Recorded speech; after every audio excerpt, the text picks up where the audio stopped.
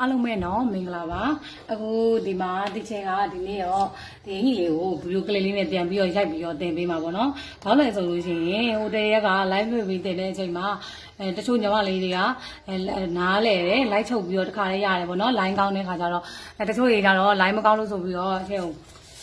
ဒီဟာပေါ့နော်ဒီပုံလေးကိုတင်ခိုင်းတယ်ပေါ့နော်ဒီပုံလေးကိုတင်ခိုင်းတယ်အဲ့ခါကျတော့ကျဲဒီပုံလေးကိုပြန်ပြီးတော့မှတင်ပေးမယ်ဒီပုံလေးကဆိုလို့ရှိရင်ကျဲတို့ပတန်ဆွဲတာရောပတန်ဆွဲတာရောပိတ်စားညက်တာရောအကုန်လုံးအပီးစီးကိုမှတကယ်ကိုတယောက်တည်းချုပ်တယ်ချုပ်မယ်ဆိုလို့ရှိရင်အများဆုံး45မိနစ်လောက်ပဲကြာမယ်နော်အခုဒီကျဲဒီအင်ကြီးမှာဆိုလို့ရှိရင်ဘယ်ဟာကအဓိကကြလဲကျဲတို့တက်မှာဒီအင်ကြီးရဲ့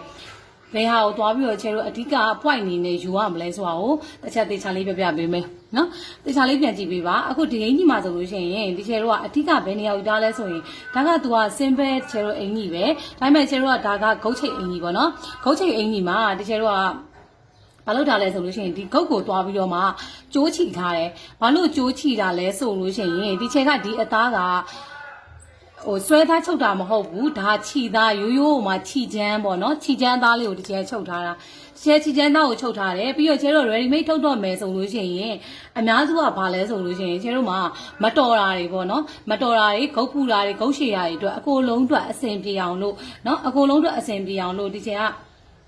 ဒီဟာကိုကျိုးချီနဲ့ free side ပုံစံမျိုးချုပ်ထားတာပေါ့နော်ဟိုအပေါ်ဆွဲပင်ပြီးတော့ဝတ်ချင်တဲ့သူရောဒါမှမဟုတ်ရှင်ရင်ညွန့်ရှိရဲ့ရင်သားလေးလှရဲ့ရင်ဖော်ရဲဆိုတဲ့သူတွေအတွက်ကောဒီပအောင်လို့ဒီချမ်းတွေတော့တက်မဲတကဒီဟာကိုဂုတ်ကျိုးချီနဲ့ချုပ်ထားတယ်တကယ်လို့ညီမလေးတို့ကဂုတ်ကျိုးချီနဲ့မချုပ်ချင်ဘူးဆိုလို့ရှိရင်လည်းရတယ်ဟုတ်ပြီနော်အခုဒီဂုတ်ကျိုးချီနဲ့ချုပ်ထားတယ်ပြီးလို့ရှိရင်နောက်တစ်ခုကဘာလဲဆိုရင်ဒီချဲတို့ဂုတ်ကိုကျိုးချီချုပ်ပြင်မဲ့ဒီနေရာတွေပေါ့နော်ဒီရှိတ်လိုင်းတွေဒီအခုဒီကိုသွားထားတဲ့နေရာတွေမှာဒီချဲတို့မဟိုက်အောင်လို့ပေါ့နော်မဟိုက်အောင်လို့ချဲတို့ဒီမှာအကုန်လုံးကိုကက်ရက်နေအောင်လို့ဒီမှာဘေးတစ်စောင်းကြည့်လဲကက်ရက်နေအောင်လို့ဒီနေရာတွေမှာဓာတ်တွေဘယ်လိုယူရမလဲနောက်တစ်ခုလေဘင်းပေါက်မှာဆိုလို့ရှိရင်လည်းဒီချဲတို့လေဘင်းကိုကိုကြိုက်တဲ့လိုပုံစံယူလို့ရတယ်ဒါကကြတော့ဒီချဲက simple အင်ကြီးဖြစ်တဲ့အတွက်ချဲရင်းညွန့်နည်းနည်းလေးဖော်လိုက်တယ်ဘာလို့လဲဆိုတော့ဒီလိုမျိုးအင်ကြီးတွေကချဲတို့ကအရင်လေမောက်ပိတ်သွားရဲဆိုရင်မလှဘူးပြီးတော့နောက်တစ်ခုကဘာလဲဆိုလို့ရှိရင်ဒီချဲတို့ ready made design ထုတ်တော့မယ်ဆိုလို့ရှိရင်ကိုယ့်ရဲ့ပိတ်စားရဲ့ light ဖက်တဲ့အယောင်ရဲ့ design ရဲ့သွားပြီးတော့ mass ဖြစ်တော့မှခြေတို့အင်ကြီးတစ်ထည်က perfect ဖြစ်မယ်ညီမလေးတို့ဘလောက်ပဲ cutting ကောင်းဘလောက်ပဲလှဒီဇိုင်းရဲ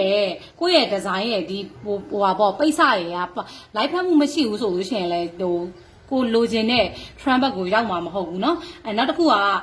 ်ခုကဘာလဲဆိုရင်ဒီကျန်အခုဒီမှာကျိုးချီလိုက်တဲ့အပြင်ကိုဒီအနောက်ကိုပေါ့ဒီအနောက်ကိုကြာလို့ရှိရင်ချဲဒီဂျိုင်းအောက်ကနေပြီးတော့နောက်ကိုရင်ကန်ပုံစံမျိုးကြောပြောင်ကြီးလုပ်ထားတယ်ဘာလို့ကြောပြောင်လုပ်တာလဲဆိုရင်ချဲအနောက်မှာကြောပြောင်ထားတယ်ပြီးဒီပုံမှာချဲတော့ဖဲပြားကျိုးလေးခြီလိုက်မယ်အဲ့ဆိုရင်ချဲတော့နောက်ကြောလှတဲ့သူတွေအတွက်နော်နောက်ကြောလှတဲ့သူတွေနောက်ကြောဖော်ခြင်းတဲ့သူတွေအတွက်လည်းအဆင်ပြေအောင်လှအောင်ပြီးတော့နောက်မှာကြောမှာရှိရဲ့ဘုံပေါ့နောက်ချဲတို့ရဲ့အယိုးလေးတွေကိုပို့ပြီးတော့မှခွက်နေတယ်ချဲတို့ရဲ့ဆက်စီဘုံပြီးလို့ရှိရင်သူရဲ့ခွက်နေတဲ့ကြောရိုးလေးတွေကိုပေါ်အောင်လို့ချဲတို့ကနေပြီးတော့ဒီနောက်မှာအခွက်ပုံစံ line လေးထည့်ထားတယ်နောက်တစ်ခုကဘာလဲဆိုလို့ရှိရင်ဒီလိုမျိုးကတ်နောက်မှာရင်ကန်ပုံစံမျိုးပေါ့ကြောလယ်မှာသွားပြီးတော့ကတ်နေအောင်လုပ်ဖို့ဆိုရင်ချဲတို့ဓာတ်ထိုးတာကြီးမှန်ဖို့လိုတယ်ဓာတ်ကိုတေချာထိုးတတ်ရမယ်လိုအပ်တဲ့ဓာတ်ကိုအလွယ်တကူထိုးတတ်ပြီးဆိုလို့ရှိရင်ညီမလေးတို့ဘလို့အင်ကြီးမျိုးပဲဖြစ်ဖြစ်အဆင်ပြေလိမ့်မယ်ဟုတ်ပြီနော်အခုအဲ့ဆိုလို့ရှိရင်ချဲအင်ကြီးစပြီးတော့မှညှက်ပြတော့မယ်ဒီအင်ကြီးရဆိုလို့ရှိရင်အရန် simple ဖြစ်တယ်ဘယ်လောက်မှမကြဘူးတေချာလေးလိုက်ကြည့်ပေးပါအဆင်မပြေဘူးဆိုလို့တချမ်းနေပြီးပြန်တင်ပေးရပါတော့အစင်မပြေဘူးဆိုတာအဲ့ဒီဟိုက live လွှင့်တဲ့အချိန်မှာလည်းကျတို့3ခါလောက်ဖြစ်သွားတယ်ပေါ့နော် live ကပြက်လိုက်ကြလိုက်နဲ့ဖြစ်သွားတယ်ပြီးတော့ကျတဲ့ဒီအညီလေးကိုတင်ပေးချင်တာလည်းပါတယ်အရန်လဲလွယ်လို့ချို့တွေကအဲ့လိုဂုတ်ချိတ်ကလေးကိုအရန်ဝတ်ချင်ကြတယ်ပေါ့နော်အခုနောက်ပိုင်းမှာဒီ2020 2021ဒီကြားထဲမှာအရန် traffic နေတဲ့ design ပေါ့ကျတို့ထိုင်းမားတွေအများဆုံးအပြည့်အဲ့လိုမျိုးဝတ်တယ်ပေါ့နော်အဲ့လိုမျိုးလေးဝတ်လာတယ်ဟိုလုံခြုံနဲ့ကိုယ့်ရဲ့ရှိရဲ့ခန္ဓာကိုယ်ရဲ့အလှကိုပြချင်တဲ့အင်ကြီးပေါ့အဲ့ဆိုလို့ရှိရင်ဒီချေတို့ဒီအင်ကြီးလေးကိုစပြီးတော့ပတန်ဖြတ်မယ်ပတန်ဖြတ်တော့မယ်ဆိုလို့ရှိရင်ခြေတို့ကပုံမှန်ခြေတို့မှာပုံမှန်ခန္ဓာကိုယ်အတိုင်းထားတဲ့ basic frame အတိုင်းရှိတယ်ဗောနော် basic frame အတိုင်းကိုခြေတို့ကဘာတွေထက်လိုလာမလဲဆိုလို့ရှိရင်အခုဒီမှာခြေတို့ sorry ခြေတို့လိုချင်တဲ့ဒီဟာကခြေတို့တင်ပတ်လေပေါ့ဒါကခါပတ်လေဒါကခါဝတင်ဝပတ်လေဒါကတင်ပတ်လေအဲ့ဒါအောင်မှခြေတို့နောက်ထပ်ဘလောက်အရှည်ယူမှာလဲခြေတို့ direct ဟိုတင်တိုင်းပုံစံမျိုးအရှည်ဖြစ်တဲ့အတွက်ဒီကနေပြီးတော့မှာပေါ့နော်ခြေတို့ဘလောက်ထိ ဘယ်လောက်ထိသွားပြီးတော့အရှိယူမှာလဲပေါ့ကိုကဒူးထီလားဒူးပေါ်လားဒါမှမဟုတ်လို့ရှိရင်ဒီတက်ပို့ပြီးတော့ရှည်မလားပေါ့နော်ဒါဒီနောက်တစ်ခုပြောချင်တာကကျတော့အင်ကြီးတွေကိုအခုခြိသားချုပ်တာဖြစ်တဲ့အတွက်ကျတော့အောက်ကိုထပ်ပြီးတော့အရင်မရှည်စေခြင်းဘူးဘာလို့လဲဆိုလမ်းလျှောက်တဲ့ခါမှာကျတော့တုတ်တာတွေပြီးလို့ရှိရင်ထိုင်ရထရအဆင်မပြေတာတွေပြီးရင်ဒူးကွေးနေရာမှာတွန့်သွားတာတွေဖြစ်တတ်တဲ့ခြိသားတွေကနော်အဲ့ဒါတစ်ခုကိုတတိပေးခြင်းနဲ့အဲ့ဆိုရင်ဒီချိန်ကတော့အခုဒီမှာဒါကချေတို့ရဲ့တင်ပတ်လေဒီအောက်ကိုကိုလိုချင်တဲ့အရှည်ကိုသွားပြီးတော့မှသွားဆက်လိုက်မယ်ပေါ့ချေကတော့အခုဒီမှာမှန်းပြီးတော့မှဆက်ထားတယ်ပေါ့နော်ဘလောက်ရယ်လို့မရှိသေးဘူးမှန်းပြီးဆက်ထားတယ်အခုဒီမှာဒီချေထပ်ပြီးတော့အခုဒီမှာချဲအရောင်မတူတာလေးနဲ့တစ်ချက်ပြမယ်ဒါကအနက်ရောင်နဲ့တုံထားတာကချဲတို့ရဲ့ပုံမှန် basic frame line ပဲပုံမှန် basic frame line ကိုယ့်ရဲ့ကိုယ်တိုင်းနဲ့ချုပ်လက်မအနေနဲ့ဖြစ်ဖြစ်စလီနဲ့ဖြစ်ဖြစ်အကုန်တူတူပဲအဲ့တိုင်းပဲချုပ်ပြီအခုဒါကကြတော့ချဲတို့တင်ကနေပြီးတော့မှအောက်ကိုပေါ့နော်အောက်ကိုဘယ်လောက်ထိချရမလဲဆိုတာကိုပြပေးထားတာအဲ့ဆိုလို့ရှိရင်အခုဒီမှာဒီချဲကအပြလေးနဲ့ပြပေးမယ်အခုဒီမှာနော်ဒီချဲတို့ထားနေပြီးတော့မှကိုလိုချင်တဲ့အရှည်ကိုသွားမယ်ကိုလိုချင်တဲ့အရှည်ကဘယ်လောက်လဲဒူးပေါ့ဆိုလို့ရှိရင်ချဲတို့45လောက်ဝင်းချင်မှာသွားရှိရဲ့အရက်9ပေ4ဝင်းချင်ရပါတော့45စင်တီလောက်သွားရှိရဲ့အခါကျတော့ချဲ45လောက်သွားလိုက်မယ်ဒါချဲတို့ကအမြဲတမ်းချုပ်နေကြသူမလို့45ဆိုတာကမှန်းပြီးတော့ပြောတတ်တယ်ခုနကအရက်ဆိုရင်ဘယ်လောက်ဆိုရင်ဘယ်လောက်စင်တီခါတစ်ပိုင်းဆိုဘယ်လောက်စင်တီပေါင်တစ်ပိုင်းဆိုဘယ်လောက်စင်တီအရှည်တစ်ကုလုံးဆိုဘယ်လောက်စင်တီဆိုတာချဲတို့ကအမြဲတမ်းလုံးနေကြသူတွေဖြစ်တဲ့အတွက်ချဲတို့ကသိရဲညီမလေးတို့ကမသိလဲဘာမှဖြစ်ဘူးကိုခန္ဓာကိုယ်အတိုင်းကိုတိုင်းမယ်အရက်ပူလားရှည်လားလဲစဉ်းစားစရာမလိုဘူးကိုယ့်ရဲ့ customer ပဲဖြစ်ဖြစ်ကိုယ့်ရဲ့ကိုချုပ်မဲ့သူပေါ့နော်ကိုချုပ်မဲ့သူပဲဖြစ်ကို့အတိုင်းပဲဖြစ်ကိုသိရပြီဆရာတို့အခုဒီမှာ45ထားလိုက်တယ်ဒါကကျတော့ medium သမားတွေအတွက်ဖြစ်ပါတယ်အခုဒီမှာချက်45သွားထားလိုက်တယ်ဒီချက်က45ထားလို့ညီမလေးတို့က45ထားကြလုံးဝမလိုပါဘူးကိုယ့်ရဲ့အရှည်တိုင်းပဲထားမယ်ချက်ဒီမှာ45ထားလိုက်တဲ့ဟာကိုအရှည်ကိုသွားပြီးတော့ဖတ်ချလိုက်မယ်အခုဒီအောက်အပိုင်းကဒီချက်တို့လုံးဝမလိုတော့တဲ့အပိုင်းပါမလိုတော့တဲ့အပိုင်းတယောက်ကမလိုအပ်တော့ဘူးเนาะအချက်တို့အဆိုလို့ရှိရင်တင်ဝက်ပတ်လည်းရှိမယ်ခါပတ်လည်းရှိမယ်တင်ဝက်ပတ်လည်းရှိမယ်တင်ပတ်လည်းရှိမယ်ဒါကတချို့တို့ရဲ့အရှည်ပေါ့ကိုလိုချင်တဲ့နောက်ဆုံးကိုလိုချင်တဲ့စက်ချက်တစ်ခုရဲ့အရှည်ပေါ့နော်ဒီထပ်ပို့ပြီးတော့ရှည်လို့လည်းရတယ်နော်ဒါကပုံသေးမဟုတ်ဘူးအဲ့ဆိုလို့ရှိရင်ဒီခြေတောင်မဖြတ်သေးဘူးအခုဒီမှာကြည့်အောင်အခုဒီမှာစမယ်နော်အခုဒီကနေပြီးတော့မှဒီကတချေတို့ရဲ့ပုံမှန်တိုင်းပဲဒါကတချေတို့ရဲ့အနောက်ချမ်းဒါကတချေတို့ရဲ့အရှေ့ချမ်းအနောက်ချမ်းရနေပြီးတော့မှဒီချေကဒီအောက်ကိုဒဲ့မြင်ဆွဲချပါမယ်အခုဒီမှာဒါကမှတ်ထားမယ်ကိုကမသိဘူးဆိုလို့ရှိရင်မှားတတ်တယ်ဆိုလို့ရှိရင်စာရေးထားပါဒါကခါပတ်လဲတင်ဝါပတ်လဲတင်ပတ်လဲဒါကကိုလိုချင်တဲ့ဒူးပေါ့နီးခေလို့လည်းမှတ်လို့ရတယ်ကိုအောင်မြန်မာလိုလည်းမှတ်အင်္ဂလိပ်လိုလည်းမှတ်အရေးကြီးတာကကိုယ့်ရဲ့ပတံကိုနားလည်နေရပြီနော်အခုဒီချက်ကအခုဒီမှာခါမြင့်ကနေပြီးတော့အောက်ကို45တိုင်းထားတယ်အဲ့တိုင်းထားရတဲ့အတိုင်းပဲအခုဒီမှာကြည့်မယ်ဒီခါမှာဆိုရင်ဒီချက်တို့ကခါတိန်ထားတယ်နော်1 cm ခါတိန်ထားတယ်ခါကြောရိုးခွက်စာအတွက်1တိန်ထားတယ်အဲ့ဒီကကြတော့အခုဒီမှာကြည့်မယ်ဒီနေရာခွက်ပြီးတော့ဒီနေရာမှာကားနေတယ်ပေါ့နော်အဲ့ခါကျတော့တစ်ချက်အောက်ကိုဒဲ့နင်းဆွဲချမယ်ဟုတ်ပြီဒဲ့နင်းဆွဲချမယ်လို့ဘာလို့တေချာပြောရလဲဆိုရင်တချို့ညမလေးတွေကတေချာနားမထောင်မဲနဲ့ဘယ်လိုဖြစ်တယ်လဲဆိုတော့ဒီငင်းအတိုင်းပဲအဆောင်ကြီးတိုင်းပဲအလိုက်ထိုက်ကြီးဒီဘက်ကိုကားထုတ်သွားတတ်တယ်ကားထုတ်သွားရင်ဘာဖြစ်မလဲဆိုလို့ရှိရင်ဖင်တွေပွားတယ်ဖင်နေရာတွေမှာခြိုက်ဝင်တာမျိုးတွေပွားနေတဲ့အတွက်ဖင်ဆိုတာကတင်ရဲ့ဟိုဘက်အလုံးဒီဘက်အလုံးနှစ်ခုကြားထဲမှာသွားခွက်ဝင်နေတာတို့ဘာလို့ဆိုလို့ရှိရင်တေချာရဲ့ညီမလေးတို့ဒီကမှားနေလို့ဟုတ်ပြီနော်ကိုကသူများမှားရင်လည်းသိရမယ်ကိုမှားရင်လည်းဘာလို့မှားရဲဆိုတာ error ကိုရှာတတ်ရမယ်အဲ့ဒါမှပို့ပြီးတော့မှအဆင်ပြေမယ်ပေါ့အခုဒီချေတို့ကဒီလိုမျိုးကြီးသွားတိုင်းမှာဆိုလို့အခုတေချာပြောလိုက်တယ်ချေတို့အောက်ကို straight line ဆွဲမယ်အောက်ကိုဒေါက်မှန်နင်းဆွဲမယ်ဒီကနေပြီးတော့ဒီကိုကြံထားတဲ့အကြံလေးကိုဒေါက်မှန်နင်းဆွဲပါမယ်ဒေါက်မှန်နင်းဆိုတာကချေတို့ဒီမြင်းနဲ့မြင်းဖြောင်းရဲ့အောက်ကိုဒေါက်မှန်လို့ပြောလိုက်တာဒီအပေါ်ကညီမလေးတို့ဘလောက်ပဲစောင်းနေ40ပဲဖြစ်ဖြစ်45ပဲဖြစ်ဖြစ်90ပဲဖြစ်ဖြစ်ဒီအပေါ်လုံးဝမစင်းစားဘူးဒီကနေဒီအောက်ကိုဒေါက်မှန်မြင်းဆွဲမယ်ဒေါက်မှန်မြင်းဆွဲမယ်ဆိုတော့ချေတို့ဒီမှာဒီအောက်ကနေပြီးတော့ဒီလိုသွားပြီးတော့ဒေါက်မှန်မြင်းတစ်ချောင်းဆွဲချလိုက်ပါမယ်straight line ကိုဘယ်လိုယူရတယ်ဒေါက်မှန်မြင်းတွေကိုယူမယ်ဆိုရင်ပေတောင်ဘယ်လိုကန်ရလဲဆိုတာချက်အသေးစိတ်တွေပြောပြပေးထားတာဖြစ်တဲ့အတွက်အကုန်လုံးသိမယ်လို့ထင်တယ်နော်အခုအဲ့ဒါဆိုလို့ရှိရင်ဒီချက်အခုဒီမှာဒီအောက်ကိုဒေါက်မှန်မြင်းဆွဲချလိုက်ပါပြီဒေါက်မှန်မြင်းဆွဲချတယ်ဆွဲချပြီးပြီဆိုလို့ရှိရင်အခုဒီမှာကြည့်မယ်ဒီတင်ဝါပတ်လည်ရဲ့အနောက်ချမ်းနော်ဒီချက်အခုလုံနေတာအနောက်ချမ်းပါအနောက်ချမ်းရဲ့ဒီတင်ဝါပတ်လည်နဲ့ဒီအတိုင်းတာတစ်ခုကိုဒီချက်သွားတိုင်းပါမယ်ဘယ်လောက်လဲဆိုတော့ 24.5 ရှိပါတယ်ဒီချက်ပါအဲ့ဆိုလို့ရှိရင်ဒီအောက်ကခုနက ဒီချဲတို့လိုချင်တဲ့အရှည်ရဲ့အောက်ကိုလည်း24.5ကိုတစ်ချက်သွားပြီးတော့တိုင်းပါမယ်။သွားမှတ်လိုက်ပါမယ်။တကယ်လို့ညီမလေးတို့ရဲ့တင်ဝပလဲကဒီကနေဒီကို25ရှိရင်ဒီကနေဒီကိုလည်း25ရှိရပါမယ်။ဒီကနေဒီကို30ရှိရင်ဒီကနေဒီကိုလည်း30ရှိရပါမယ်။ဒါကတစ်ချက်ရဲ့အတိုင်းပါညီမလေးတို့တယောက်နဲ့တယောက်အတိုင်းလုံးဝမတူပါဘူးเนาะအဲ့ခါကျတော့တစ်ချက်ဒီမှာ24ဖြစ်လို့ဒီမှာ24ဒီမှာ25မလို့25တစ်ချက်လို့တစ်တိုင်း line လုံးဆရာလုံးဝမလိုပါဘူးအခုအဲ့ဆိုလို့ရှိရင်အခုဒီမှာကိုယ့်ရဲ့တင်ပတ်လက်အတိုင်းပဲတစ်ချက်တဲ့အမြင်ဆွဲချလိုက်ပြီဒီရမလားဒါကတစ်ချက်တို့ရဲ့အနောက်ချမ်းပါအခုအရှိချမ်းကိုသွားပါမယ်အနောက်ချမ်းကိုပြီးသွားပြီဆိုရင်တစ်ချက်အရှိချမ်းကိုတစ်ခါလဲသွားပါမယ်အရှိချမ်းမှာဆိုလို့ရှိရင်ကျတော့တစ်ချက်တို့ကအရန်အများကြီးစဉ်းစားစရာမလိုဘူးဘာဖြစ်လဲဆိုရင်ဒါကတစ်ချက်တို့ရဲ့ခါ line ပါချေတို့ရဲ့ sorry အလဲ line ပါအလဲ line အတိုင်းပဲဒါကမြင်းဖြောင်ကြီးဖြစ်တဲ့အတွက်ချေတို့တယောက်ကိုမြင်းဖြောင်သူ့အတိုင်းပဲဒါ right ဆွဲချပါမယ်ဘယ်ထိဆွဲချမလဲဆိုရင်ဆယ်ခုနကယူထားတဲ့ဒီအရှည်ပေါ့ကိုလိုချင်တဲ့အရှည်နောက်ဆုံးအရှည်ထိကိုဆွဲချပါမယ်ဒီအောက်ကဟာရီယာချေတို့မလိုအပ်တဲ့အပိုင်းတွေပါအခုဒီမှာဒါကချက်ရဲ့တင်ဝပလဲပါတင်ဝပလဲအတိုင်းကိုတစ်ချက်ဒီဘက်အရှိချမ်းအတွက်ကိုသွားတိုင်းပါမယ်ဘယ်လောက်လဲဆိုတော့25.5ရှိပါတယ်ဒီချက်မှာအဲ့ဒါဆိုရင်ဒီချက်ဒီဘက်ကိုလဲသွားပြီးတော့အောက်မှာ25.5သွားတိုင်းပါမယ်ခုနကပြောသလိုပဲတယောက်နဲ့တယောက်အတိုင်းချင်းမတူပါဘူးဒီချက်မှာ25.5 cm ရှိရဲ့အတွက်ဒီချက်အောက်ကိုဒီအောက်ကို25.5 cm ထားလိုက်တယ်ညီမလေးတို့ကဒီမှာ30ရှိဒီမှာ30 20ရှိရင်20ကိုယ့်ရဲ့ရှိရဲ့အတိုင်းပဲသွားပါမယ်ကျွန်တော်ဘာမှစဉ်းစားစရာမလိုပါဘူးနားလည်မလားမသိဘူးเนาะအဲ့ဆိုရင်ဒီချေတို့ကဒါကအရှိချမ်းဒါကအနောက်ချမ်းsorry ဒါအနောက်ချမ်းဒါအရှိချမ်းဟုတ်ပြီเนาะဒါအနောက်ချမ်းဒါအရှိချမ်းအဲ့ဒါပြီးပြီဆိုလို့ရှိရင်ဒီချေတို့ဘာလုပ်မလဲဆိုရင်ဒီချေတို့ရဲ့ခန္ဓာကိုယ်ကဒီမှာကြည့်မယ်ဒါကချေတို့ရင်ပေါ့ခါဒီတင်နေကနေအောက်ကိုဒီလိုရှူးကြသွားတယ်ချေတို့ဒါရှိတ်လိုက်เนาะဒီလိုမျိုးရှူးကြသွားတာအောက်ကိုဟိုဘောเนาะဒါရင်ပေါ့ဒီတင်နေကနေကားပြီးတော့ဒီအက်ကိုရှူးကြသွားတာပြောချင်တာချဲတို့ယူထားတာဒီထိယူထားတာဒါခြေသလုံးအပိုင်းနေပေါ့နော်ဒါခြေသလုံးအပိုင်းနေဒါချဲတို့ယူတာဒီထိယူထားတာသူ့ရဲ့တင်ကနေပြီးတော့အက်ကိုချဲတို့ဒီလိုရှူးဝင်နေမှာဒီချဲတို့ရဲ့စက်ကက်ကလေးကဒါခါပေါ့ခါနေပြီးတော့ဒီမှာချဲတို့လိုချင်တဲ့ဒီနေရာလေးကိုတစ်ချက်သွားကြည့်အောင်ဒါခါဒါတင်ဒါခြေဒူးနေရပေါ့ခြေဒူးရဲ့အပေါ်လေးနေရပေါ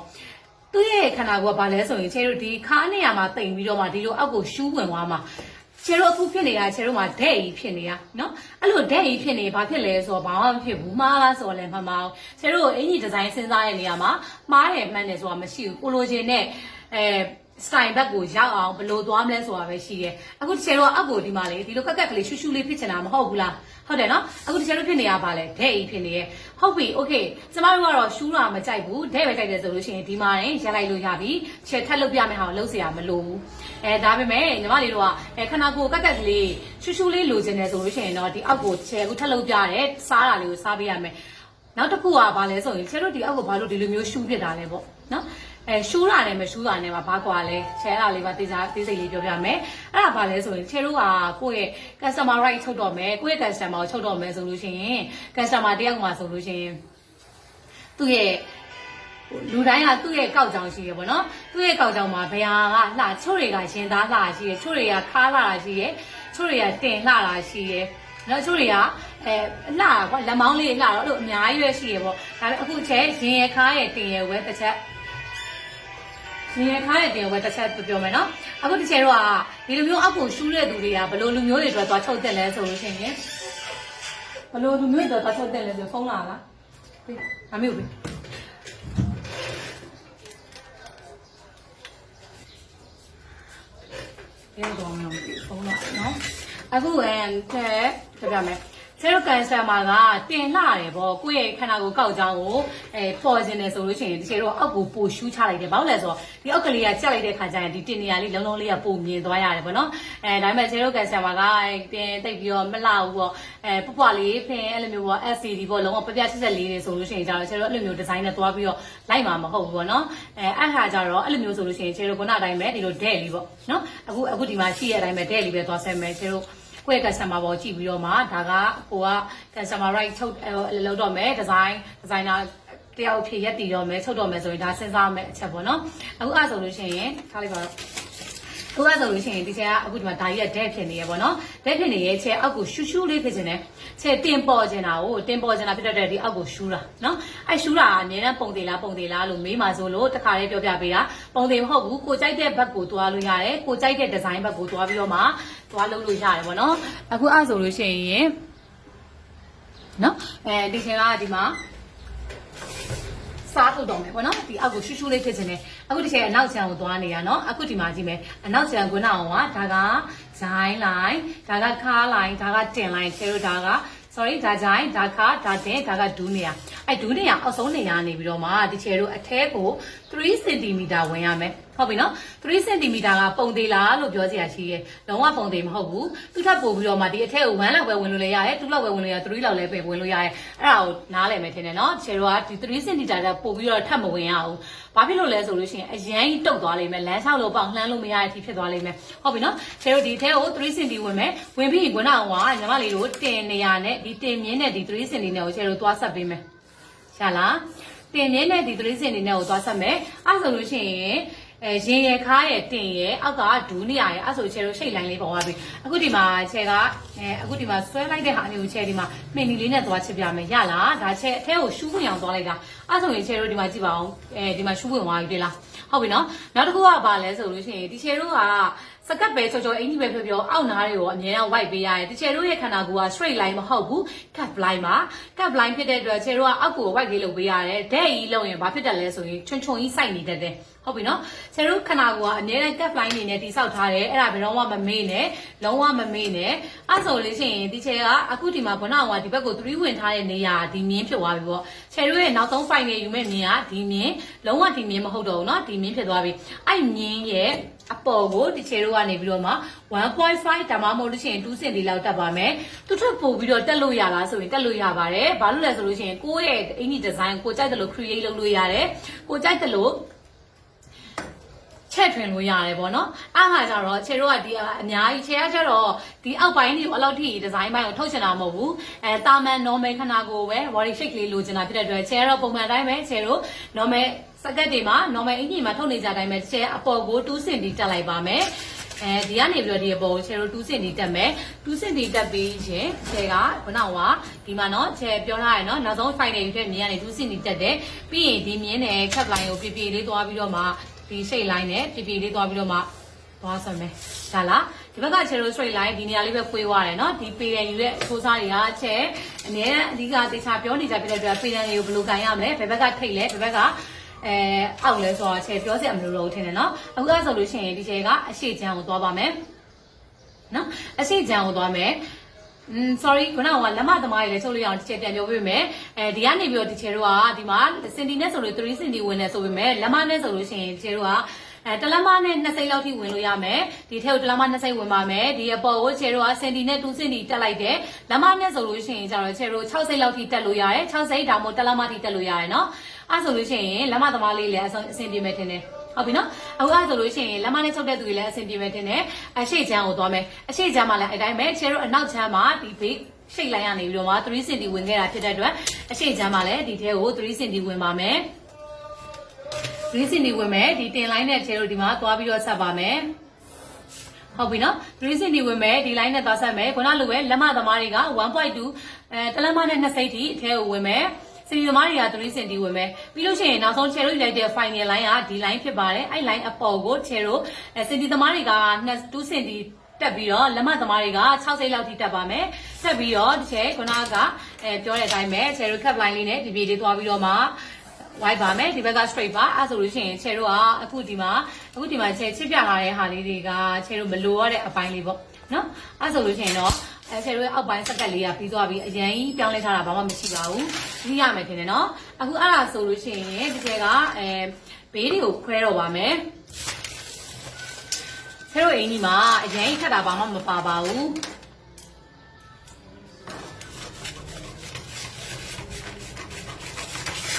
းနော် ကျတော့ညီမဘာမှခက်တာဘာမှမပါပါဘူးရှင်ဘာမှမပါပါဘူးခက်တာဆိုလို့တကယ်ဘာမှမပါပါဘူးအရန်ကိုလွယ်ပါတယ်အရန်ကိုမှလွယ်ပါတယ်ဒီအင်ကြီးကိုချုပ်ပြီးသွားပြီဆိုလို့ရှိရင်နောက်ပိုင်းကုတ်ချိတ်အင်ကြီးမှာလည်းညီမလေးတို့အစင်ပြေပြေနဲ့ကောင်းမွန်ချုပ်တတ်မယ်လို့ထင်တယ်အခုအဲ့ဒ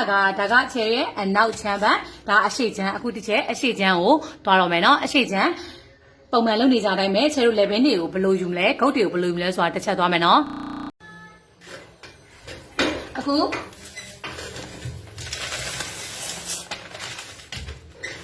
ဒီချိန်ကအရှိချမ်းကိုသွားပါမယ်အနောက်ချမ်းကိုဒီချိန်ခဏဖယ်ထားလိုက်ပြီးအရှိချမ်းကိုသွားမယ်အရှိချမ်းမှာဆိုလို့ရှိရင်ဒီချေတို့မှာစင်တီသမားတွေရဲ့အများစုကချေတို့ရဲ့နော်ဂျပန်စင်တီပဲဖြစ်ဖြစ်ထိုင်းစင်တီပဲဖြစ်ဖြစ်ချေတို့မှာဒီလိုပကုံးတောက်တွေပါတယ်ပေါ့နော်ဂျိုင်းတောက်တွေမှာလည်းပါခြင်းပါတတ်မယ်ပကုံးတောက်မပါရင်ဂျိုင်းတောက်ပါမယ်ကွာတောက်တစ်ခုတော့ပါမယ်စင်တီသမားတွေချေတို့ကတော့ဒါထိုင်းစင်တီဖြစ်တဲ့အတွက်ချေတို့မှာပကုံးတောက်အမြဲတမ်းပါတယ်ချေလုံးနေကြတိုင်းပဲဒီပကုံးတောက်နဲ့ချေတို့အလုံးလုံးလို့မရဘူးပကုံးတောက်ကိုဖျောက်ပြရမယ်ဟုတ်ပြီနော်ပကုံးတော့ကိုခပ်ပြမယ်ဆိုတော့တချေတို့ကဒီဟာကိုခွဲပြီးတော့ထပ်လိုက်တဲ့အခါကျရင်ချေတို့ရဲ့ဒီ BP မှာအမြဲတမ်းလာပြီးတော့အုံကြွနေတတ်တယ်အဲ့ဒီခါကျတော့ချေတို့ကဒီဟာကိုခွဲကားသွားလုပ်မယ်ခွဲကားသွားလုပ်မယ်ဆိုတော့ဘယ်လိုလုပ်မလဲပေါ့ဒီနေ့ကနေပြီးတော့မှဒီချေမှာကြည့်မယ်ချေတို့ရဲ့တောက်အဆုံးရှိတဲ့နေရာပေါ့နော်လက်မသမားပဲဖြစ်ဖြစ်စင်ဒီသမားပဲဖြစ်ဖြစ်ချေတို့ဒီတောက်အဆုံးရှိတဲ့နေရာကနေပြီးတော့မှခုနကနောက်ဆုံး final ယူမဲ့ဒီအရှိထီကိုမှဒီချေတို့ straight line ကိုတဲသွားဆွဲပါမယ် straight line ဆွဲမယ်လို့ဒီချေတေချာပြောပါတယ်နော် straight line မှာနော် straight line မဆွဲတတ်ဘူးဆိုလို့ရှိရင်ညီမလေးတို့ဒီကနေဒီကိုကြံတဲ့တန်ဖိုးကဘယ်လောက်လဲဆိုတာတိုင်းလိုက်ပါ9 cm ဆိုရင်ဒီကနေဒီတန်ဖိုးကလည်း9 cm ရှိရပါမယ်ဒီကနေဒီကို10 cm ဆိုဒီကနေဒီကိုလည်း10 cm ရှိရပါမယ်ဒါကချေတို့ရဲ့ဒီတန်ဖိုးရဲ့ balance တွေအကုန်လုံးကညီနေရပါမယ်အဲ့ဒါဆိုရင်ဒီချေတို့အခုဒီမှာခန္ဓာကိုယ်ရဲ့စိတ်လန်းကိုတစ်ချက်သွားပြီးတော့ဖော်လိုက်တော့မယ်မလိုတဲ့ဟာတွေအကုန်ညှက်ထုတ်ပြမယ်ဟုတ်ပြီနော်အချက်မျက်စိနောက်တာမခံနိုင်တော့ဘူးအဲ့ခါကျတော့ဒီမှာမလိုတဲ့ဟာတွေတစ်ခါလေးသွားပြီးတော့ညှက်ထုတ်ပလိုက်မယ်ဘေးရှိတ်ကိုနော်နောက်တစ်ခုသတိထားမှာချေတို့တင်ကွေးနေရာတွေမှာတောက်ချွန်နေလုံးဝဖြစ်လို့မရဘူးဆိုတာကသိမယ်ထင်တယ်နော်ဒါကတော့ချေပို့လို့ဖက်ထားတဲ့ဟာကြီးပေါ့နော်ကတ်ထားတဲ့ဟာကြီးမလိုလို့ညှက်ထုတ်လိုက်ပြီနော်လက်စီရင်နောက်မှာအခုဒီမှာချဲဘေးစိတ်လန်ကိုဝင်ညှက်ကသေးတယ်အခုဒီမှာချဲတို့ပခုံးတောက်ထပ်တော့မယ်ပခုံးတောက်ထပ်ဖို့အတွက်ဒီချဲတယောက်ကနေပြီးတော့မှဒါကိုညှက်ထုတ်ပြပါမယ်နော်ဒီကနေပြီးတော့မှခုနက straight line ဆွဲထားတဲ့နေရာကနေပြီးတော့မှဒဲ့သွားညှက်မယ်ဘယ်ထိညှက်မလဲဆိုလို့ရှိရင်ဒီချဲဒီ BP ထိညှက်ပါမယ် BP ဆိုတာကချဲတို့ရဲ့ရင်ထိပ်ပါโอเคဒါကစင်တီသမားတွေမှာအမြဲတမ်း BP ထိပ်ဆိုတာရှိတယ်အဲ့အတွက်ချဲတို့ကမလွယ်ကူတယ်ဟုတ်ပြီလက်မသမားတွေမှာ BP ထိပ်မရှိဘူးပေါ့မရှိဘူးဆိုဘယ်လိုလုပ်ကြမလဲဆိုရင်ချဲတို့ကိုယ့်ရဲ့လက်မရဲ့ပတ်တန်ကနေပြီးတော့မှအပေါ်ကနေအောက်ကိုကိုလက်မနဲ့လေးစိတ်ဆိုတဲ့နေရာကိုတိုင်းပါပြီးရင်ဒီကနေပြီးတော့ဒီဘက်ပေါ့ဒီခလဲမြင်းကနေပြီးတော့ဒီဘက်ကိုနှုတ်ဝေးနှစ်ခုရဲ့အကွာဝေးကိုတီးပြီးနှစ်နဲ့စားထားတဲ့နေရာရဲ့ကိုလက်မနဲ့လေးစိတ်ပေါ့နော်အဲ့နေရာနဲ့ကိုစုံချက်ကိုထားပါစုံချက်ထားပြီးတော့ချဲတို့အောက်ကိုပုံမှန်ကိုဆွဲနေကြထောက်တိုင်းပဲဆွဲပြီးတော့ဒီအောက်ကိုဒဲ့မြင်းဆွဲချလိုက်ပါပြီးရင်အဲ့ဆွဲချတဲ့မြင်းအတိုင်းပဲချဲတို့လိုက်ဖြတ်လိုက်ရုံပါပဲနော်လက်မနဲ့စင်ဒီသမားကြီးကြတော့အဲ့ဒါလေးနည်းနည်းခွာတယ်အဲ့ဒါကြောင့်လဲဒေါက်တွေရဲ့ frame တွေယူပုံတွေသူ့ရဲ့နော်အယူအဆတွေမတူတာဖြစ်တဲ့အတွက်လက်မနဲ့စင်ဒီသမားတွေမှာဘာကွာလဲဆိုတော့လက်မသမားတွေကညှိချုံလို့ရှိရင်တခါလေချက်ချက်ကမဖြစ်တာမျိုးတွေကဒီ bike ခင်းနေရတယ် bike နေရာမှာဖြစ်တာမျိုးတွေကအဲ့ဒါကြောင့်လို့ထင်ပါတယ်အဲ့ခါကျတော့တက်နိုင်တယ်လို့ကိုယ့်ရဲ့ button တွေကို update လုပ်ပါလို့ပဲကျွန်တော်အကြံပေးချင်ပါတယ်လက်မလည်းကောင်းတယ်စင်ဒီလည်းကောင်းတယ်သူ့မှာအားနဲ့ချအားသာဆိုတာနီးစနစ်တိုင်းမှာရှိတယ်အဲ့နှစ်ခုလုံးကိုကကျွမ်းကျင်တတ်ထားမယ်ဆိုလို့ရှိရင်အကုန်လုံးကအဆင်ပြေမလို့အခြေတင်တယ်ဟုတ်ပြီနော်အခုထားလိုက်ပါအခုဒီမှာချဲတို့အောက်ကိုခွဲလိုက်ပြီဆိုလို့ရှိရင်ချဲတို့ပခုံးတောက်ကိုသွားပြီးတော့ထပ်ပါမယ်ဒီပခုံးတောက်ကလေးကိုဒီချဲဒီဘက်ထိပ်ကနေပြီးတော့မှဒီဘက်ထိပ်ဆုံးထိကိုချဲတို့သွားထပ်ပါမယ်ပခုံးတောက်ထပ်တဲ့အခါမှာအရင်အရေးကြီးပါတယ်ပခုံးတောက်ကိုချဲတို့သွားပြီးတော့မှထပ်တဲ့အခါမှာဒီလိုဂျားထဲမှာဟနေရသူ့ရဲ့ balance ဟနေရဆိုလို့ရှိရင်ချဲတို့ဒီနေရာမှာဖောင်းသွားတဲ့ဖောင်းစာနဲပါမယ်ကြွစာနဲမယ်ရှင်ုံစာနဲမယ်အဲ့လိုနဲဘာဖြစ်တယ်လဲဆိုရင်နေရာတွေမှာကြက်နေတတ်ပါတယ်ရင်ပိန်နေတတ်တယ်ရင်နေရာမှာမတော်တဲ့အင်ကြီးကိုဝတ်ထားသလိုမျိုးဖြစ်နေတတ်တယ်ပေါ့နော်ရင်ကမကြွပဲနဲ့ချဲတို့စင်တီသမားတွေကဘာလဲဆိုရင်တချဲဒီဓာတ်ကိုဘာလို့ထိုးရလဲဆိုရင်တချဲဆိုလို့ရှိရင်ရင်ဆိုင်ကလုံးဝမရှိဘူးချဲရင်ဆိုင်32ပဲရှိရဲဒါပေမဲ့ချဲရဲ့အင်ကြီးမှာဆိုလို့ရှိရင်နော်ချက်ရင်ဒီမှာဆိုလို့ရှိရင်ရင်ကြွသလိုဖြစ်နေရဲ့အဲ့ဒါဘာလဲဆိုရင်ဒီမှာကြည့်မယ်ရင်ကြွသလိုဖြစ်နေဒါဘာလဲဆိုလို့ရှိရင်ဒီချက်ကချက်ရဲ့ BP ထိတ်မှန်လို့ပြီးရင်နောက်တစ်ခုကဘာလဲဆိုရင်ဒီချက်ကဒီဓာတ်ကိုပခုံးဓာတ်ကိုသွားစားပြီးတော့မှဖွက်ထားတဲ့ဓာတ်ကိုရင်အောင်ကိုသွားကြွသလိုဖြစ်တော့ချက်မှာရင်ကြွသလိုဖြစ်သွားတာ အဲ့ဒါကိုမှဒီတောက်တွေကိုသွားပြီးတော့ထပ်တဲ့အချိန်မှာလိုအပ်နေတာတွေဖြစ်တယ်ဆိုလို့ရှိရင်ဘာဖြစ်မလဲဆိုရင်ပိန်သွားတယ်မရှိတဲ့ရင်ပိုသေးသွားလိမ့်မယ်ကက်စတမာအရန်စိတ်ဆိုးတယ်နော်မိမတွေရဲ့အားနည်းချက်ကဘာလဲဆိုလို့ရှိရင်အရန်ကြီးကျင်တယ်နော်သူတို့ကကိတ်တာကိုကြိုက်တယ်ရင်ကြီးနေတယ်ဆိုတာ follow မော်လိုမျိုးကိုလိုမျိုးအရန်ကြီးတွေကို for ပြီးတော့ကြီးတာအောင်မဟုတ်ဘူးသူတို့ရှိတဲ့ရင်သားအလှကိုပြခြင်းတယ်ပေါ့အဲ့လိုမျိုးပေါ့အဲ့ဆိုလို့ရှိရင်ဒီချေတို့အခုဒီမှာပေါ့နော်ချေပကုန်းတော့ကိုသွားပြီးတော့မှဒီမှာထပ်လိုက်ပါပြီထပ်တဲ့အခါမှာချေတို့အပိုလိုမရှိကွက်တိဖြစ်နေရပါမယ်အဲ့ဒါပြီးရင်ဒီချေပကုန်းတော့ကလေးကိုသွားထပ်လိုက်မယ်အဲ့တိုင်းပဲဖြစ်နေထုံးစံတိုင်းပဲချေတို့ဒီအောက်မှာရင်အောင်သာတဟသာဖြစ်သွားရပါတော့အခုကနောက်ပါလေချေပြောလိုက်တယ်နော်ဒီပကုန်းတော့ကိုထက်တဲ့အချိန်မှာချေတို့ဘာလို့ထက်လဲဆိုတာတခြားပြောပြလိုက်တယ်အဲ့ခါကျဒီပကုန်းတော့ကိုသတိထားပြီးထက်မယ်ဒီနေရာမှာသွားပြီးရှုပ်နေရပိတ်နေရဖြစ်စရာမလိုဘူးနော်အခုဆိုလို့ရှိရင်ဒါချေတို့ပကုန်းတော့ထက်ပြီးသွားဆိုဒါချေတို့ရဲ့ normal အပေါ်ပိုင်းကျသွားပြီဒီအောက်ပိုင်းကတော့ရှိပါစေစိတ်မဝင်စားဘူးအခုဆိုချေ level ကိုသွားမယ်ဟုတ်ပြီနော်ချဲ level ကိုသွားမယ် level ကိုတစ်ချက်ကြည့်အောင် level မှာချဲတို့ကအမြဲတမ်းပကုန်းကထောင်နေတတ်တယ်ဒါချဲတို့စင်တီသမားတွေရဲ့အမြဲတမ်းလောက်ရမယ်အလုပ်တစ်ခုပေါ့လက်မသမားတွေလုံးเสียရမလို့လက်မသမားတွေမှာပကုန်းတော့ထက်เสียရမရှိရင်โอเคပါမထက်နဲ့ရတယ်ဘာမှမဖြစ်ဘူးဟုတ်ပြီနော်အခုဒီမှာချဲတို့ကအခုဒီမှာ1စင်တီအကိုချမယ်ပြီးရင်ဒီပကုန်းအစွန်းဖက်ကနေပြီးတော့မှချဲဒီဘက်ကိုသွားပြီးတော့မှဒါ1စင်တီစားမယ်ဖြစ်ရလားဒါချဲတို့ပုံမှန်လုပ်နေကြတိုင်းပဲဒီအဆင့်တွေကိုလက်မသမားတွေကကြော်သွားလို့ရတယ်နော်ဘာဖြစ်လို့လဲဆိုလို့ရှိရင်ချဲတို့လက်မသမားတွေမှာဒီပကုန်းစားတာတွေပကုန်းတော့ထတာတွေမရှိဘူးအဲ့ခါကျတော့ကြော်သွားလို့ရတယ်အခုဒီမှာချဲလိမ့်မဖောက်တော့မယ်လိမ့်မဖောက်မယ်ဆိုလို့ရှိရင်ဒီချဲအမြဲတမ်းပြောနေကြစကားကဘာလဲဆိုလို့ရှိရင်လိမ့်မောက်ဆိုတာအကျယ်နှစ်မျိုးရှိတယ်ပကုန်းပေါ်မှာဘေးကိုချဲ့တဲ့လိမ့်မောက်ရဲ့ရင်ဘက်ကနေအောက်ကိုချဲ့တိုင်းဘေးကိုပြဲတာလားအောက်ကိုချတာလားone way ပဲရှိရမယ်ဘေးကိုလည်းချဲ့မယ်ဆိုလို့ရှိရင်ဘေးကိုချဲ့မယ်ဆိုရင်အောက်ကိုချတာကိုရှော့ရမယ်အောက်ကိုချမယ်ဆိုလို့ရှိရင်ဘေးကိုရှဲ့တာကိုရှော့ရမယ်အဲ့ဒီခါကျတော့ချဲတို့ကဒီစနစ်တစ်ခုကိုတခြားသိထားရဲဆိုလို့ရှိရင်ချက်ကလေးတွေအကုန်လုံးနားလည်မယ်ထင်တယ်ချက်ဒီဟာကိုအများနဲ့ပြောနေကြနော်ဒီကနေပြီးတော့မှဒီကိုဘယ်လောက်ပွိုက်ယူထားရဲဆိုချဲတို့ဒီမှာအနည်းဆုံးဘယ်လောက်ဖြစ်ရမလဲဆိုတာချက်ဒါကချက်အများထက်ကလည်းအင်းကြီးလိမ်မဖောက်တိုင်းမှာပြောနေကြစကားဖြစ်တဲ့အတွက်ဒီစကားတွေကိုတခြားနားလည်ထားမယ်ဆိုလို့ရှိရင်ညီမလေးတို့ဒီအင်းကြီးရတော့လေမင်းရတော့ဒါလုံးဝ simple ဖြစ်မှာပါနော်အခုကျတော့ချဲနဲ့မတင်ဘူးတဲ့ခလေးတွေလည်းသိအောင်လို့တခါလေးပြောပြမယ်အခုဒီမှာချဲတို့ကလေမောက်ကိုဘလောက်ပဲဖောက်အခုဒီမှာကြည့်မယ်ကိုယ့်ရဲ့ပခုံးကိုကြည့်မယ်ဘယ်လိုစဉ်းစားမလဲဆိုရင်ကိုယ့်ရဲ့ပခုံးရဲ့ဒီဘက်အစွန်းကိုရောက်လေချဲတို့လေမောက်ကဘေးကိုကျဲလေပဲအဲ့ဒါကိုမှတ်ထားရမယ်ပတန်ကိုမကြောက်နဲ့ပတန်ကိုခုခန္ဓာကိုယ်လိုသဘောထားပြီးတော့စဉ်းစားမယ်ရိုးရှင်းပဲတွေးမယ်ရိုးရှင်းပဲစဉ်းစားမယ်အဲ့ဒါအမှန်ဆုံးပဲဒါကချဲတို့ရဲ့ပခုံးချက်ပကုံးဆိုတာဒါချက်ခန္ဓာကိုယ်ရဲ့ပခုံးနဲ့ကွက်တီနော်ဒါညီမလေးတို့ခန္ဓာကိုယ်ပတန်ဆိုတော့ဒါညီမလေးတို့ပခုံးနဲ့ကွက်တီညီမလေးတို့ဒီဘက်ကိုချက်လေလဲမောက်ကျဲလေဟုတ်ပြီနော် BP ဆိုတာချဲတို့ရဲ့ရင်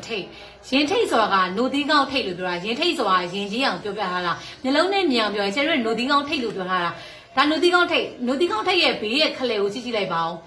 းအဆိုင်ဖြစ်နေပြီလေချဲတို့ဒီအောက်ကိုရောက်ပြီဒီနေရာရောက်ပြီဆိုချဲတို့ချင်းအောက်ကိုအရန်ကျနေပြီဟုတ်ပြီနော်အဲ့ခါကျတော့ချဲတို့ကဘလောက်ပဲချခြင်းဒီရဲ့အောက်ကိုနောက်ပိုင်းဟိုပါပေါ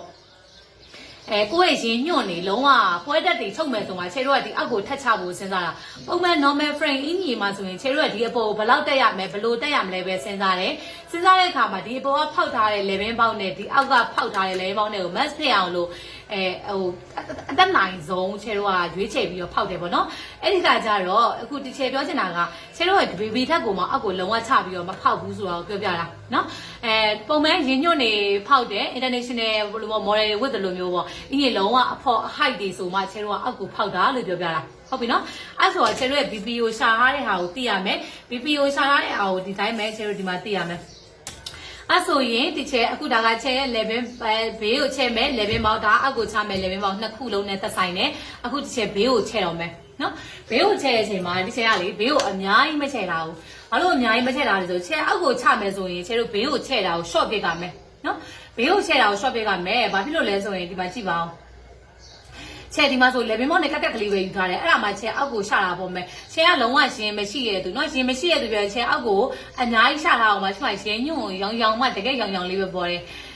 ညီမလေးတို့ကကိုကရင်ညွန့်ကိုဖော်ချင်တာလားပေါ့ဖော်ချင်လားမဖော်ချင်ဘူးလားကိုကငိုစဉ်းစားမယ် as you like ကိုကြိုက်တယ်လို့ကိုကငို create လုပ်မယ်အခုဒီချဲကအခုဒီမှာဒီပုံစံတိုင်းပဲဆိုရင်ဒီချဲက level ကနေဒီဘက်ဘေးကို1 cm ပဲချဲလိုက်တယ်ဘယ်လောက်လဲ 1 cm เนาะချဲဒီဘက်ဘေးကို1 cm ချက်လိုက်တယ်အောက်ကိုဘယ်လောက်ထိချလို့ရလဲဆိုလို့ရှိရင်ဒီထိချလို့ရလေပြောထားတယ်ဒါပေမဲ့ချဲကဒီထိမချဘူးနည်းနည်းလေးဟိုအရင်လုံကျင်နေဆိုရင်ချဲတော့ဒီကနေဒီအပေါ်4 cm တက်ပြီးတော့4 cm လောက်ပေါ့နော်4 cm လောက်ထိတက်ပြီးတော့မှချဲတော့ချလို့ရတယ်တကယ်လို့4 cm လောက်မတက်ချင်ဘူးဆိုလို့ရှိရင်နည်းနည်းလေးဖော်ချင်တယ်ဆိုလို့ရှိရင်ချဲတော့ဒီအပေါ်2 cm လောက်တက်မယ်နော်ချဲဒီမှာBBထိတ်ကနေအပေါ်2 cm တက်မယ်ဒီဘက်ကို1 cm ချက်ထားတဲ့ဟာနဲ့ချဲကသွားပြီးတော့မှဒီမှာ trap ကိုထောင်လိုက်ထားမယ်ထားပြီးတော့မှချဲဒီဟာလေးနဲ့ကိုသွားပြီးတော့မှ PP လေးသွားပြီးတော့ကိုတက်မယ်ဒီနေရာလေးနဲ့ကို PP လေးသွားပြီးတော့ white တယ်ဟုတ်ပြီနော် PP လေးသွားပြီးတော့မှချဲတို့ white လိုက်ပါမယ်ဒါကချဲတို့လဲမောက်ဖတ်လိုက်တဲ့အဝိုင်းလေးတကယ်လို့ညီမလေးတို့ကလဲမောက်ကိုV ပုံစံဖောက်ချင်တယ်ဆိုလို့ရှိရင်ဒီဟာကိုမြင်းထောင်သွားပြီးတော့ straight နဲ့သွားဆက်မယ်ချဲတို့ကအကွေးလေးလိုချင်တာဖြစ်တဲ့အတွက်ချဲတို့ရဲ့ရှိတဲ့ cut ပေးတဲ့နဲ့အကွေးလေးသွားပြီးတော့ယူလိုက်တယ်ဟုတ်ပြီနော်အဲ့ဆိုလို့ရှိရင်ကျတို့လဲမောက်အဝိုင်းလေးရသွားပြီအဝိုင်းရသွားပြီဟုတ်ပြီလဲမောက်ရသွားပြီလဲမောက်ရသွားပြီဘာလာမလဲဆိုရင်ဒီချဲဒီဘက်ကိုယူလာမဲ့ဂျိုင်းကိုဂုတ်ချိတ်ပြတဲ့အတွက်ချဲတို့ကခုံးမှာသွားပြီးတော့မှသွားချိတ်မှာချီမှာပေါ့နော်အခုဒီမှာဒီအကွာဝေးအကျယ်လေးဟုတ်ပြီနော်ဒီအကွာဝေးအကျယ်လေးဒီအကွာဝေးအကျယ်လေးကဘယ်လောက်ယူမှာလဲဒီအပြားလေးပေါ့ဒီပခုံးပေါ်မှာတင်နေမဲ့အကျယ်လေးပခုံးမှာတင်နေမဲ့အကျယ်လေးဆိုတော့ဒီချဲတို့ရဲ့ပခုံးအကျယ်ကဒီဟာမဟုတ်ဘူးလားဟုတ်ပြီနော်ပခုံးအကျယ်ကဘယ်လောက်လိုချင်တာလဲကိုလိုချင်တဲ့အကျယ်ကိုသွားပြီးတော့မှစဉ်းစားမယ်ဒါကပုံတွေမရှိဘူးညီမလေးတို့ကိုလိုချင်တဲ့အပြားက2 cm 3 cm ချေရောမှမတင်ဘူးကိုလိုချင်တဲ့အပြားကချေရောမှ customer လာအပ်တဲ့အခါမှာလည်းဘယ်တော့မှကျမတို့တော့3 cm တို့2 cm တို့တစ်လက်မတို့နှစ်လက်မတို့ဘယ်တော့မှမပြောဘူးလက်နှလုံးအပြားလက်သုံးလုံးအပြားဒီလောက်အကျယ်လေးအဲ့လိုပဲပြောတာအဲ့ကကြတော့ချေရောကဒီအပြားလေးကိုဘယ်လောက်ကျန်ချင်တာလဲလက်နှလုံးအပြားဆိုရင်ချေရောရဲ့လက်နှလုံးကိုဒီဘက်ကိုဖောက်ထားရလေပေါ့ဒီနေရာလေးပေါ့လက်နှလုံးတင်လိုက်မယ်တင်ပြီးတော့ဒီဘက်ကျန်တဲ့နေရာဒါချေရောလက်နှလုံးပြအကျယ်ယူမှာဒါကချေရောရဲ့ဒါပတ်တန်ကပိတ်စထုတ်လိုက်တဲ့အချိန်မှာဒီအတိုင်းအရှိထွက်မှာ6စာတွေပွားစာတွေတီစာတွေဆိုတာချဲလို့တက်ထားမှာဟုတ်ပြီနော်အခါကျတော့ချဲလက်နှလုံးပြလို့ခြင်းတယ်ဆိုလို့ရှိရင်ကိုလိုခြင်းနဲ့လဲမောက်ဖောက်ထားတဲ့ level ဘေးကနေပြီးဒီဘက်ကိုလက်နှလုံးဆိုတဲ့နေရာကိုသွားမယ်လက်သုံးလုံးအပြားဆိုရင်လက်သုံးလုံးပြမယ်ချဲဒီမှာဘယ်လောက်မှဘယ်တော့မှ2 cm 5 cm 3 cm လို့မတင်ဘူးဘာဖြစ်လဲဆိုရင်ချဲတို့တယောက်နဲ့တယောက်ပခုံးအတိုင်းတာတွေလုံးဝမတူဘူးပခုံးပြန့်ကျဲတာတွေမတူတချို့တွေကခန္ဓာကိုယ်သေးရဲ့ဒါပေမဲ့ပခုံးကျဲတယ်တချို့တွေကခန္ဓာကိုယ်ကြီးရဲ့ပခုံးချင်းတယ်တချို့တွေကခန္ဓာကိုယ်နဲ့ပခုံးနဲ့ normal ပဲအဲ့လိုမျိုးတွေအများကြီးရှိတယ်ချဲတို့ကဒီမှာသွားပြီးတော့2တို့3တို့4တို့သွားပြောလိုက်ရင်ညီမလေးတို့ format ကြီးနဲ့သွားမှတ်တယ်ဆိုရင်မှတ်စရာလည်းအများကြီးဖြစ်သွားလိမ့်မယ်ဒါရအမှတ်စရာမလိုဒါကကိုယ့်ရဲ့ create ပဲเนาะအဲ့ခါကျတော့ချဲဒီမှာလက်နှလုံးအပြားလောက်ပဲလိုချင်တာဖြစ်တဲ့ချဲမှာလက်နှလုံးဆိုတော့သွားတင်လိုက်တယ်တင်ပြီးတော့မှသွားမယ်လက်မသမားရောစင်ဒီသမားရောပြောအတွက်အဆင်ပြေအောင်ပြောပြရနော်ချဲကဟုတ်ပြီနော်လက်မသမားလည်းအတိုင်းပဲကိုယ့်ရဲ့လက်မောက်ပေးရနေကိုယ့်မှာလက်နှလုံးတင်လိုက်လက်သုံးလုံးတင်လိုက်လက်လေးလုံးတင်လိုက်ကိုလိုချင်တဲ့အပြားကိုသွားယူမယ်ပြီးပြီဆိုလို့ရှိရင်ဒီမှာကြည့်မယ်တချဲတို့ရဲ့ဒါဂျိုင်းကနေပြီးတော့မှချဲဒီမြင်းလေးနဲ့သွားပြီးတော့PP လေးသွားပြီးတော့ cut နဲ့သွားဆက်မယ်မြင်းဖြောင်သွားလုံးဝမဆက်ပါဘူးဘာလို့လဲဆိုရင်ချဲတို့ straight line ခန္ဓာကိုယ်မှာရှောင်ပါမယ်အဲ့ဆိုတော့ဒီမှာကြည့်မယ်ခုနကချဲယူထားတဲ့ဒီနေရာလေးကနေပြီးတော့မှချဲဒီဟာကိုမှင်နီလေးနဲ့တစ်ချက်ပြပေးခြင်းနဲ့ဒီနေရာလေးကနေပြီးတော့မှခုနကဒီမှာယူထားတဲ့ဒီဂျိုင်းကွေးတွေလားအဲ့ဂျိုင်းကွေးလေးနဲ့ဒီပြလေးပေါ့ဒီအောက်ဆုံးဂျိုင်းကွေးလေးနဲ့အဆင်ပြေအောင်လို့ဒီချဲသွားပြီးတော့မှဒီလိုလေးသွားယူပါမယ်ရလားဒီနေရာမှာဒီဟာနဲ့ဒီပေတဲ့နေရာတစ်ချက်တည်းဖြစ်နေရပါမယ်ဒီလိုမျိုးကြီးသွားပြီးတော့မှဒီနေရာကိုလွတ်နေအောင်လို့ပါသွားဖြစ်မနေရပါဘူးဒီဂျိုင်းကွေးနဲ့ဒီဟာလေးနေရာတစ်ထက်တည်းဖြစ်နေရပါမယ်လုံးဝတစ်ထက်တည်းအရေးကြီးပါတယ်နော်ပေကွေးနဲ့ဒီဂျိုင်းကွေးနဲ့တစ်ထက်တည်းဖြစ်နေရပါမယ်အဲ့ဆိုရင်ချဲယူလိုက်တဲ့ဂျိုင်းကွေးလေးရသွားပြီနားလည်မယ်နော်ချဲယူလိုက်တဲ့ဂျိုင်းကွေးလေးရသွားပြီ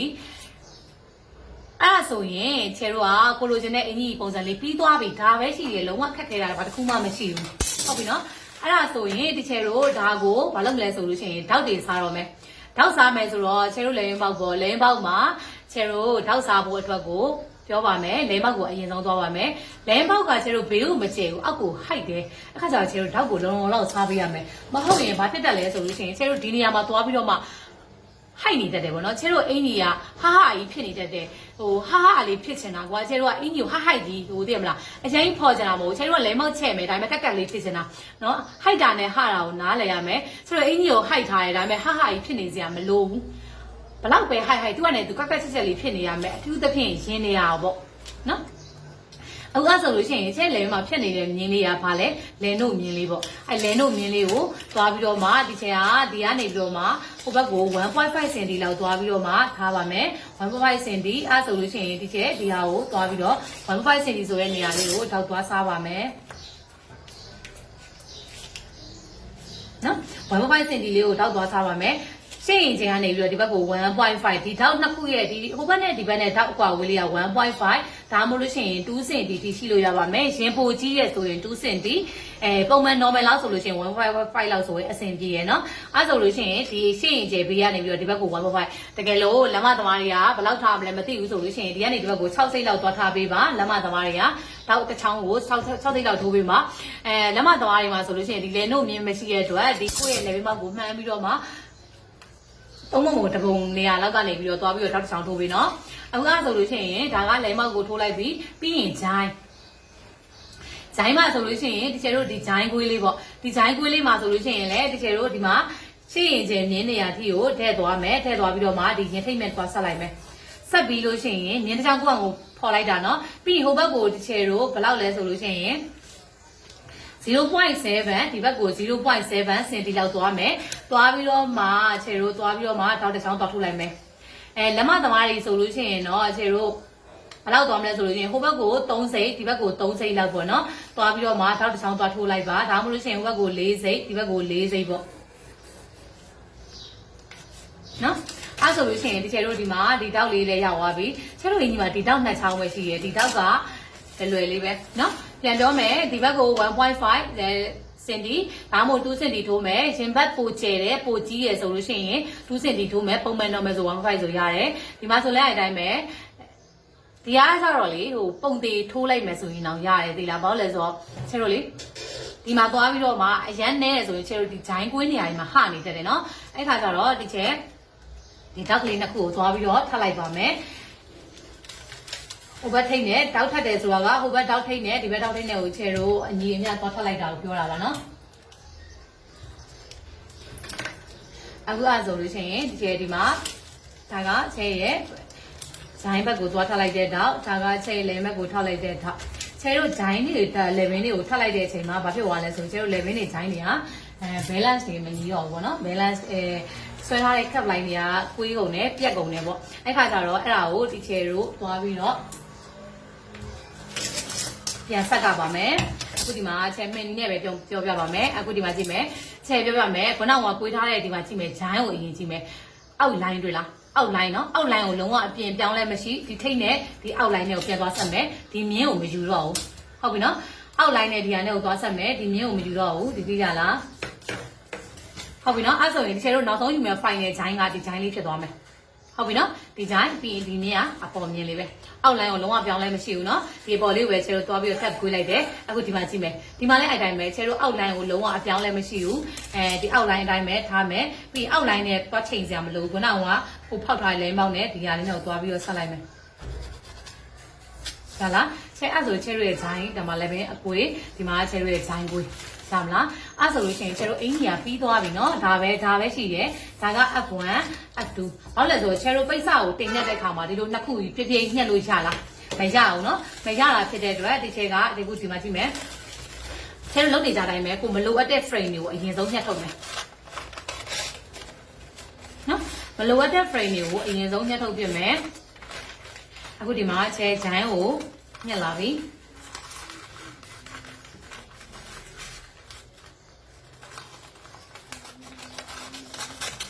ီဟုတ်ပြီနော်ချဲဒါဂျိုင်းကွေပြီးရင်ဒါဒီချဲရဲ့ပခုံးပြီးရင်ဒါကဒီချဲရဲ့ level ကိုလိုချင်တဲ့နောက်ဆုံးမိန်နေနဲ့သွားထားတဲ့ level frame ကိုသွားညှက်လိုက်ပြီဟုတ်ပြီနော်ကိုလိုချင်တဲ့ level frame ကိုသွားညှက်တယ်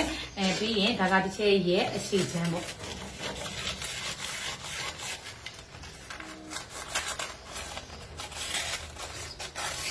့နော်ဟုတ်ပြီနော်ပြီးရင်အခုဒီမှာကြည့်မယ်ဒီလိုမျိုးကြီးဖြစ်နေတယ်တကယ်လို့ပိတ်စပေါ်မှာဒီလိုလုံးဝတင်ညက်လို့မရဘူးနော်အခါကျတော့တကယ်လို့ခွဲမယ် F1 F2 ခွဲထုတ်မယ်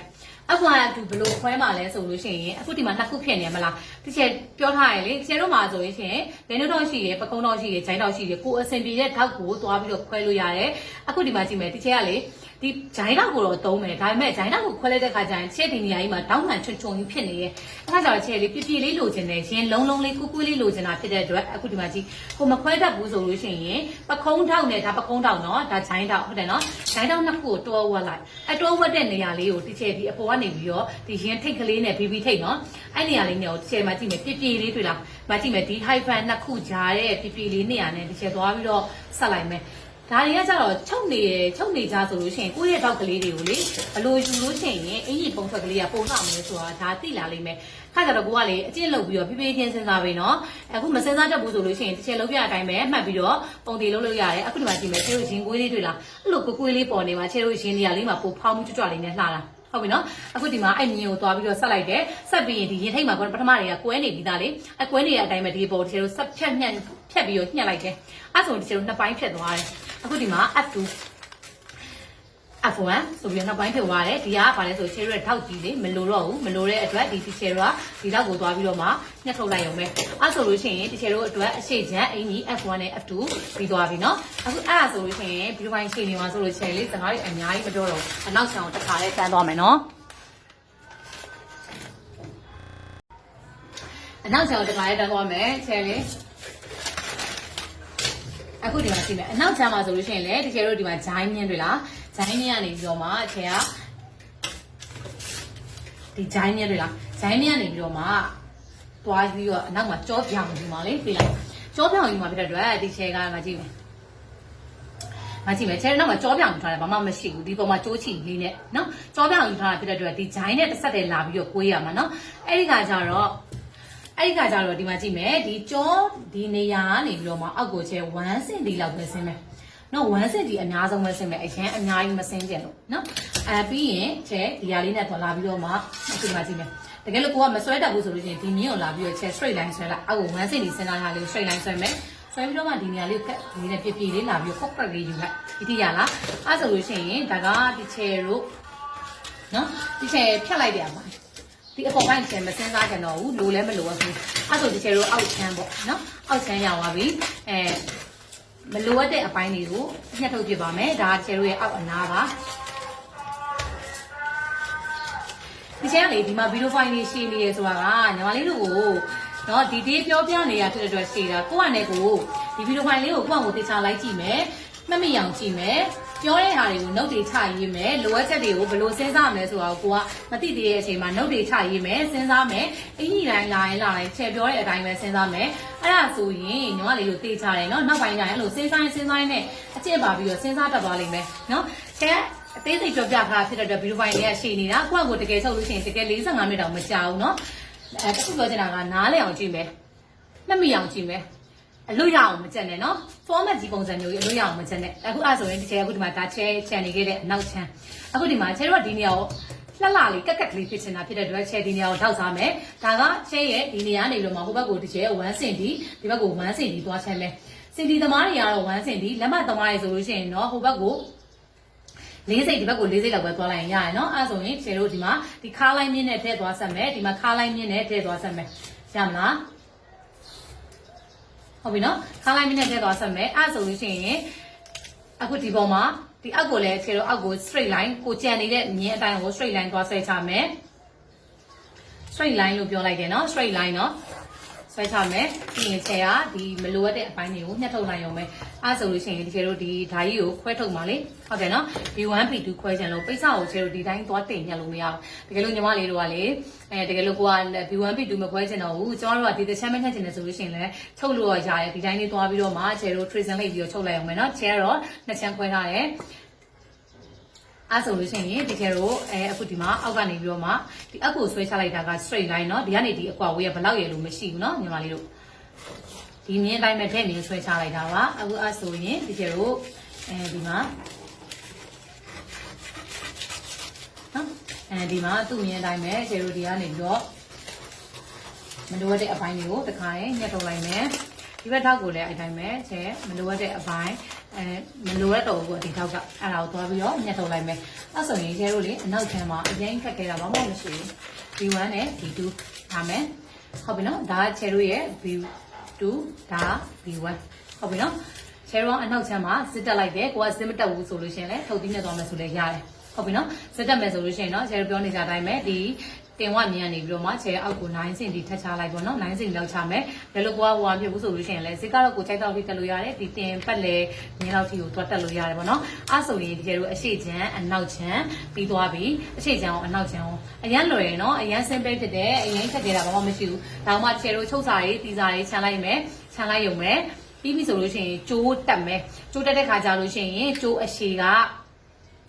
ကျိုးအရှိကိုတချေတို့ကဟိုဖဲသားကျိုးယူမှာဖြစ်တယ်တချေတို့ကကျိုးအရှိကိုတော့အကျယ်ကိုကြလို့ရှိရင်ခောက်ပြီးသားပေါ့နော်ခောက်ပြီးသားအကျယ်ကိုဟိုဗျန့်ပေါ့ဗျန့်အကျယ်ကိုကြလို့ရှိရင်ဒီချေတို့ကဘယ်လောက်ယူလဲဆိုလို့ရှိရင်ခောက်ထုတ်လိုက်တာလေခောက်လိုက်တဲ့ပြတဲ့ဒီချေတို့ကအကျယ်ကိုကြလို့ရှိရင်ချေတို့တန်းစင်ဒီလောက်သွားယူတယ်တကယ်လို့ကတန်းစင်ဒီလောက်ယူရမှာလားမသိဘူးဆိုလို့ရှိရင်ချေတို့ကလက်နှလုံးလို့ပြောလိုက်တာဟိုချေလက်နှလုံးမှာဆိုလို့ရှိရင်ချက်မှာဆိုလို့ရှိရင်ဟောလောက်သွားရှိတာဟို3.54လောက်ရှိတဲ့အတွက်ချဲဟိုအောင်တန်းစင်လောက်သွားလိုက်တာเนาะအခါကျတော့ညီမလေးတို့ကိုယ့်ရဲ့ပခုံးကတော့ကအရှိချမ်းမှာကြံနေရဲ့အပြားအကျယ်လေးလေးသွားပြီးတော့မှယူလို့ရတယ်ပေါ့เนาะဒီအပြားအကျယ်လေးကိုတိုင်းလိုက်ဒီအပြားအကျယ်လေးဘယ်လောက်ရှိလဲအရှိရဲ့ပခုံးရဲ့ဒီအပြားကျယ်လေးကဘယ်လောက်ရှိတာအရှိရဲ့အကျယ်လေးကိုမှကျတို့နှစ်နဲ့မြောက်ပြီးတော့နှစ်နဲ့မြောက်လိုက်ပေါ့နှစ်နဲ့မြောက်ပြီးတော့မှကျတို့အဲ့ဒါကိုမှဟိုကပေါင်းလိုက်လေနော်1စင်ဒီပေါင်းလိုက်အဲ့ဆိုလို့ရှိရင်ညီမတို့ဟိုအယူရမယ်အကျယ်ကိုသိလိမ့်မယ်ပြီးအရှိကိုကြားလို့ရှိရင်တော့အကျယ်က16ပေါ့50 60လောက်ထိသွားယူတယ်ကိုကဖဲပြားကိုကျိုးရှိရှိကြီးကြီးလို့ရှင်နေဆိုရင်60လောက်ထိသွားယူအရင်သေးချင်အရင်မကြီးချင်ပုံမှန်လောက်ပဲဆိုရင်40 45လောက်လည်းအဆင်ပြေပါတယ်အဲ့ဆိုရင်ဒီကြီးလေးပြီးသွားမယ်တင်တယ်အကုန်လုံးအဆင်ပြေကြပါစေချဲတက်နိုင်သမျှတော့အတက်နိုင်ဆုံးနားလည်အောင်ရှင်းပြပေးထားတယ်ဒီကြားထဲမှာနားမလည်တာရှိသေးတယ်ကိုဟိုနားမလည်လိုက်တဲ့အပိုင်းတွေဆယ်စကားပြောတာမြန်လို့နားမလည်လိုက်တဲ့အပိုင်းတွေရှိလို့ရှိရင်လည်းတစ်ချက်ကိုMessenger ကနေပြီးတော့မေးပေးလို့ရတယ်အားလုံးပဲအဆင်ပြေကြပါစေချင်ကဒီကလေးပညာဒါနဖြစ်တဲ့အတွက်ကြိုက်တယ်လို့ like and sharing လုပ်လို့ရပါတယ်အားလုံးကိုကျေးဇူးအများကြီးတင်ပါတယ်တခြားလေး like ချုပ်ပေးတယ်like ကြည့်ပေးတယ်ဆိုလို့ရှိရင်ပဲဒီဗီဒီယိုလေးကိုပြီးအောင်ကြည့်ပေးရတဲ့အတွက်လည်းကျေးဇူးတင်ပါတယ်နော်